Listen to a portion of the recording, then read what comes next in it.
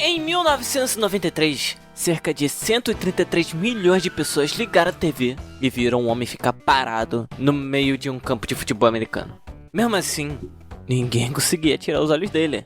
Então Michael Jackson começou a dançar, e aquele momento entrou para a história como uma das apresentações mais icônicas da televisão americana. Você provavelmente já conhece essa história. O Super Bowl de 93 mudou para sempre o jeito de fazer shows e eventos esportivos. E eu tenho um vídeo contando em detalhes essa história, depois você vai lá assistir se você não viu ainda. Mas tem um detalhe que ninguém lembra. Apenas 18 meses depois, os Estados Unidos receberam pela primeira vez a chance de sediar o maior evento esportivo, a Copa do Mundo. Era a chance perfeita de repetir aquele impacto para um público ainda maior, assistindo em todos os cantos do planeta. Só que Michael simplesmente não estava lá. Ele não cantou na abertura, não apareceu em nenhuma cerimônia e nem foi anunciado como parte do evento. Como a maior estrela do mundo, ficou de fora do maior evento esportivo do planeta. Foi coincidência? Uma decisão da FIFA? Ou existia algo muito maior acontecendo? Eu sou o Lucas Cintia, deixa o like, se inscreve no canal. E hoje eu vou falar o verdadeiro motivo pelo qual ele não apareceu nessa Copa de 94. Pra entender essa história, a gente precisa voltar um pouco no tempo. Antes mesmo daquele Super Bowl, quando a NFL ainda nem percebia que tinha um problema. Durante mais de 20 anos, o show do intervalo nunca foi visto como a grande atração da noite. Era só uma pausa no jogo, feita para distrair quem estava no estádio, enquanto quem assistia de casa aproveitava para ir no banheiro, pegar alguma coisa para comer ou trocar de canal. Nas décadas de 70 e 80, bandas marciais, grupos universitários de dança apareciam tantas vezes que o pessoal achava que a banda era oficial do Super Bowl. Os shows até funcionavam no estádio, mas quase ninguém ligava a televisão por causa deles. Em 92, a situação chegou no auge do constrangimento. Os campeões olímpicos, Brian Boitano e Dorothy Hamill, entraram no campo usando roupas de inverno. Logo depois, crianças com fantasias enormes cantavam músicas sobre Frost, o boneco de neve, diante de mais de 80 mil torcedores. Enquanto a NFL achava que estava entregando um grande espetáculo para a família, milhões de pessoas em casa simplesmente perderam o interesse. Foi aí que a Fox viu uma oportunidade. Naquele mesmo ano, a emissora decidiu exibir um episódio especial do seu programa de humor de enorme sucesso, In Living Color. Exatamente durante o intervalo do Super Bowl, eles ainda tiveram uma sacada. Eles colocaram uma contagem regressiva no canto da tela, mostrando quanto tempo faltava para o jogo voltar, para que ninguém tivesse medo de perder o reinício da partida. A estratégia deu muito mais certo do que qualquer um imaginava. Cerca de 22 milhões de pessoas trocaram a transmissão oficial para o programa da Fox. Pela primeira vez, o show do intervalo do Super Bowl perdeu a disputa de audiência. A maior noite da televisão americana tinha sido derrotada justamente no momento em que deveria prender todo mundo na frente da TV. Para a NFL, aquilo foi um choque. Ficou claro que, se o intervalo continuasse sem graça, a audiência poderia escapar de novo nos anos seguintes. Era preciso transformar aqueles poucos minutos em um espetáculo que fosse tão imperdível quanto o próprio jogo.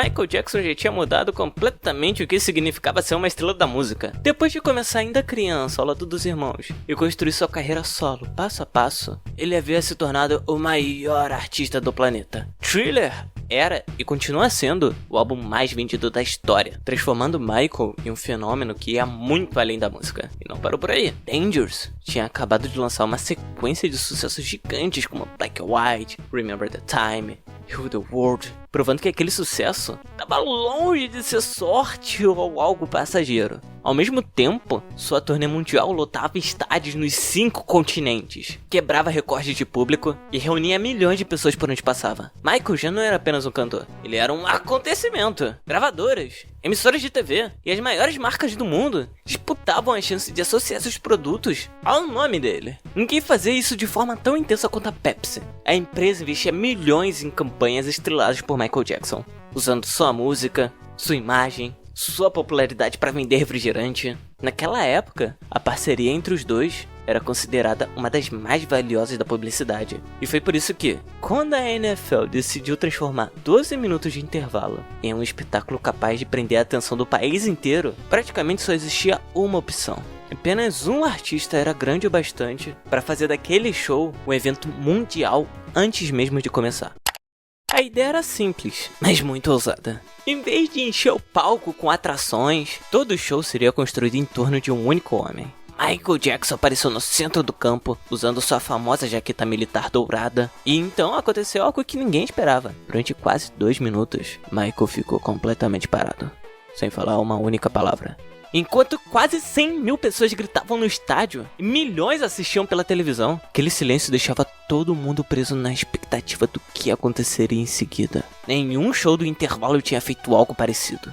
Pela lógica, aquilo não deveria funcionar. Mas funcionou perfeitamente. Ao som de Jan, Billie Jean e deu um medley com Black White, Michael Jackson transformou o Rose Bowl em uma enorme pista de dança. Todo o estádio entrou no ritmo, acompanhando cada batida. Por alguns minutos, parecia que o Super Bowl tinha deixado de ser um jogo de futebol americano e virado um show do Michael Jackson. No final, durante Heal the World, centenas de crianças de escolas da região entraram em campo carregando uma enorme imagem do planeta, enquanto milhares de pessoas nas arquibancadas levantavam cartões coloridos que formavam figuras ao redor do estádio. Era uma mensagem de paz, união e esperança sendo transmitida para mais de 100 milhões de pessoas ao redor do mundo.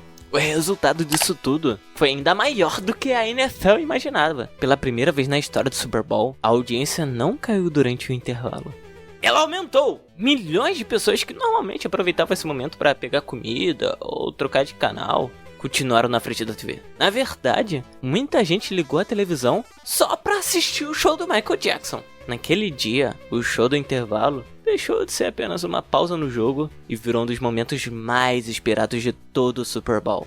Foi ali que a NFL percebeu que aqueles 15 minutos podiam ser muito mais do que um intervalo. Eles podiam atrair milhões de pessoas, gerar manchetes no mundo inteiro e movimentar fortunas em publicidade. Todas as apresentações gigantes que vieram depois, como Prince em 2007, Beyoncé em 2013, The Weeknd, só existem porque a NFL descobriu, diante de cerca de 133 milhões de espectadores, o poder que um grande show poderia ter.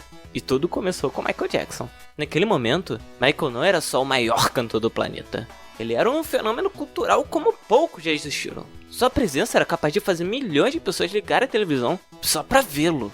Ele basicamente criou um modelo que praticamente todas as apresentações seguintes tentaram seguir. No fim de 93, a FIFA tinha um desafio bem parecido com o que a NFL enfrentou um ano antes. Os Estados Unidos iam receber a Copa do Mundo pela primeira vez. Mas o futebol, que lá é o famoso soccer, ainda era um esporte que pouca gente acompanhava no país. Para fazer aquele evento mundial virar um sucesso, não bastava convencer as pessoas a gostarem de futebol.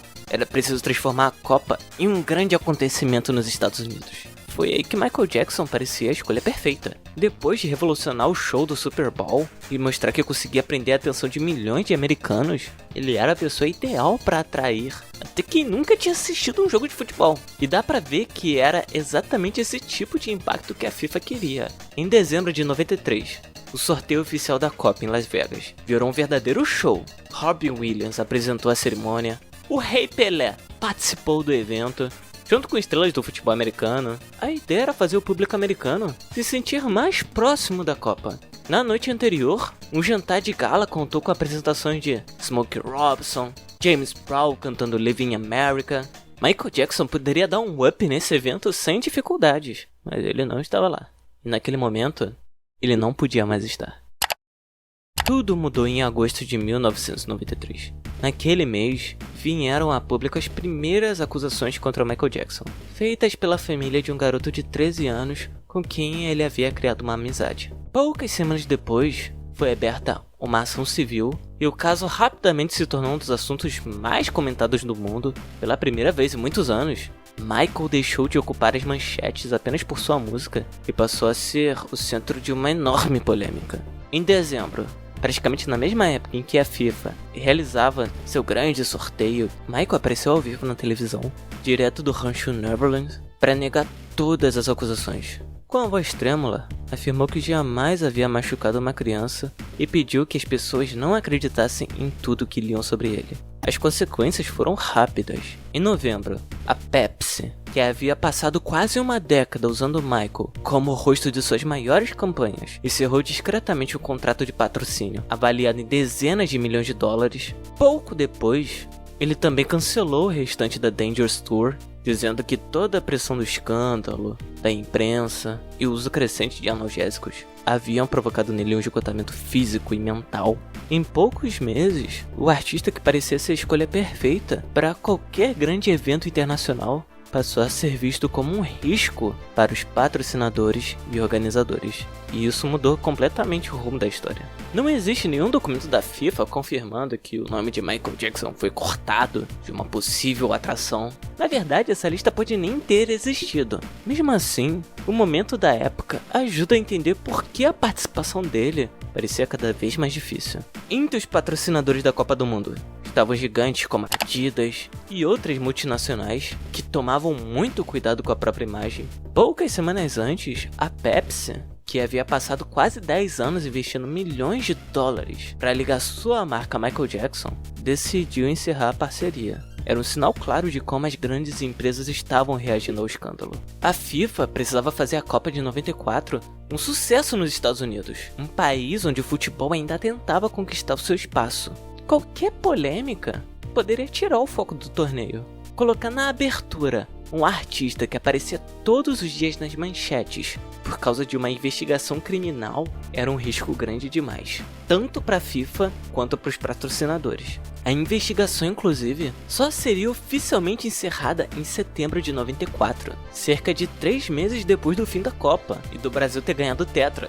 Naquele momento, ninguém sabia como tudo aquilo iria terminar. E só essa incerteza já fazia de Michael uma escolha complicada para um evento que precisava passar uma imagem de festa, confiança, estabilidade. Outros dizem que tem uma segunda explicação para o Michael não ter participado. Outras pessoas acreditam que, em 94, Michael Jackson já não era só um artista famoso. Ele era, muito provavelmente, a pessoa mais conhecida do planeta. Sua fama tinha ido muito além da música, do cinema e até do esporte. Michael tinha virado um fenômeno mundial. Colocá-lo no centro da abertura da Copa do Mundo levantaria uma dúvida inevitável. Aquele seria o momento da Copa ou acabaria virando o momento do Michael Jackson? O objetivo da FIFA era fazer os americanos se apaixonarem pelo futebol, não apenas por uma celebridade. É até possível que os organizadores tenham pensado em outro risco.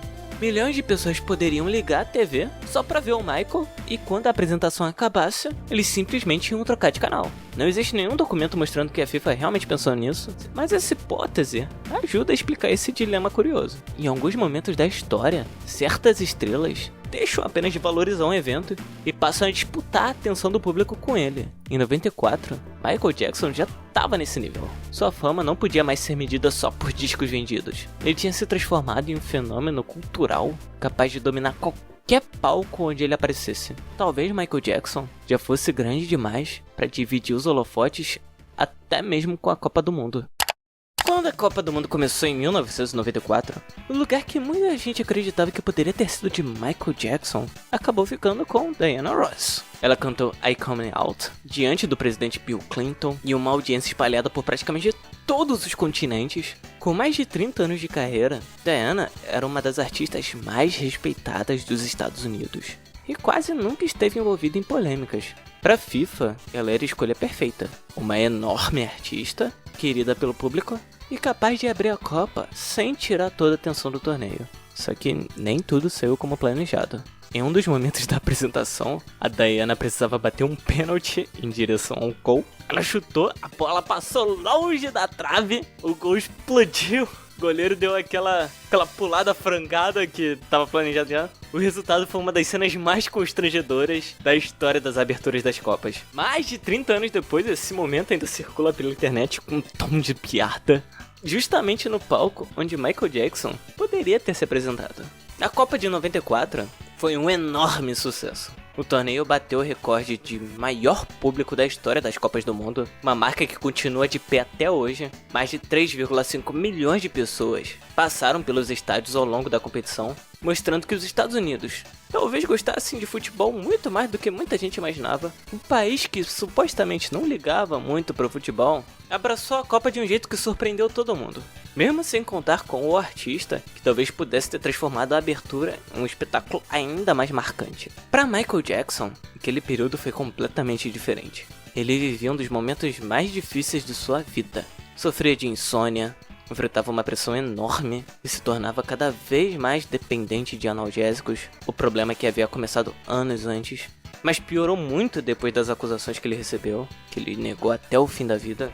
Nunca foi oficialmente confirmado que essa situação tenha impedido sua participação, mas é difícil não perceber as coisas que aconteceram ao mesmo tempo. Enquanto isso, Diana Ross tinha exatamente o perfil que a FIFA procurava para abrir aquela Copa. Ela era uma lenda da Motown, tinha mais de 30 anos de carreira, era respeitada no mundo inteiro, nunca esteve envolvida em grandes polêmicas, sua imagem transmitia confiança, elegância e estabilidade. Exatamente o que a FIFA queria mostrar em um torneio que precisava conquistar o público americano e evitar qualquer controvérsia que pudesse tirar o foco do futebol. Michael Jackson realmente gostava de futebol.